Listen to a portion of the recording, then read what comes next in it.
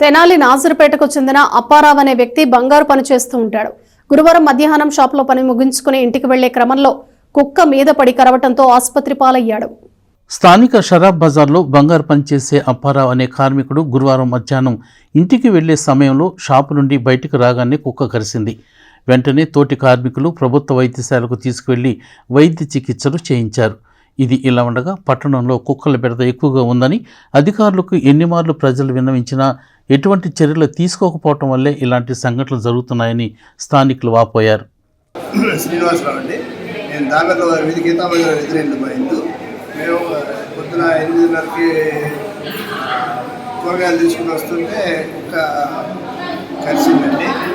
ఇప్పటికి 2-3 సార్లు కమిషనర్ గారికి ఫోన్ చేసి చెప్పాను, ఆయన పట్టించుకోలేదండి.